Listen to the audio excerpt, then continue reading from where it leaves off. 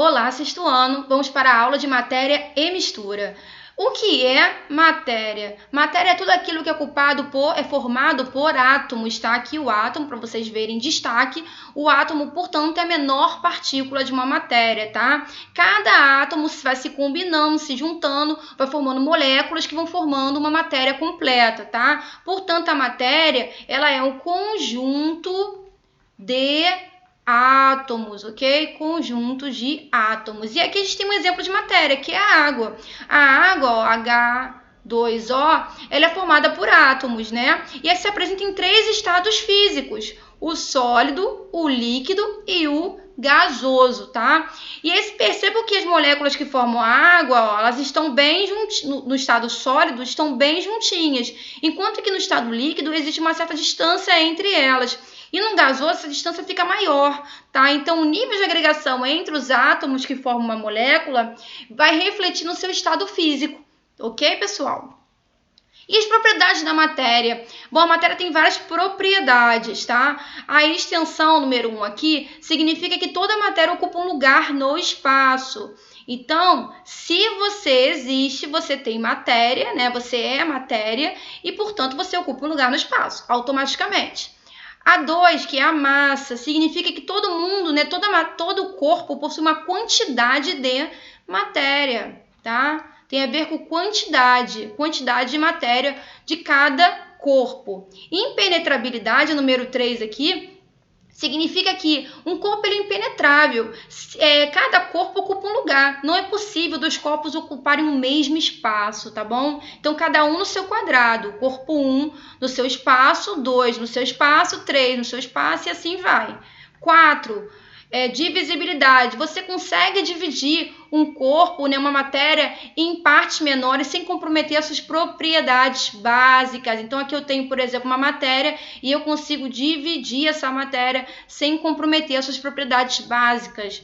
Compressibilidade, gente, tem a ver com você aplicar ali uma força e fazer com que a matéria seja comprimida, ela reduza de volume, tem a ver com redução de volume por ação de uma força. É o que a gente faz, por exemplo, quando a gente fica pressionando, né, a seringa vazia, que está cheia de ar, fica pressionando, brincando de pressionar, sem agulha, claro, né, gente? E aí você sente ali a pressão do ar, né? Você está diminuindo aquele volume por conta da ação da força aplicada pelo seu polegar. E 6, a elasticidade. A elasticidade tem a ver com você conseguir, né, modificar o tamanho, né? Por exemplo, o elástico é um excelente exemplo. Você consegue esticar o elástico, quando você cessa aquela força, você para de puxar, ele volta ao seu tamanho normal, tá? Então, tem a ver com retorno ao tamanho normal após o cessar de uma força, tá? Então, ele volta ao seu tamanho normal após a força ser interrompida. Tem essa capacidade de retornar à sua forma natural, tá? Bom, gente, tipos de mistura. Nós temos 2, tá? Homogênea e a heterogênea. Bom, a homogênea, gente, é o seguinte, aqui é um exemplo, a gente tem a água e o sal. Juntou a água com sal, você vê uma única fase. Você não sabe que ali tem sal, né? Olhando, batendo no olho, você não sabe. Se não te contarem, se você não experimentar, você não vai saber que ali tem sal, né? Portanto, a mistura homogênea, você vê quantas fases? Você vê uma única fase, uma fase só.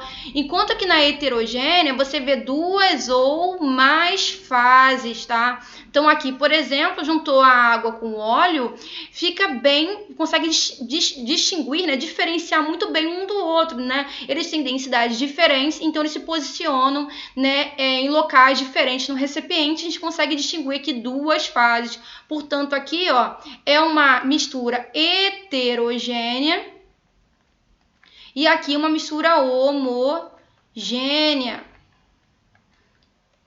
Bom, essa atividade proposta, vocês vão escrever aqui nessa tabelinha, vocês vão fazer no caderno de vocês, claro, quantas fases tem a mistura homogênea e quantas tem a heterogênea. Dá um exemplo de mistura homogênea e um exemplo de mistura heterogênea. E pesquisar se para a mistura que você exemplificou, se é possível separar, se existe algum método de separação, ok? Beleza, pessoal? E se você viu o vídeo até agora, eu vou dar uma palavrinha-chave para vocês, que é gelo seco. Depois pesquisa sobre o gelo seco, como ele é formado, tá?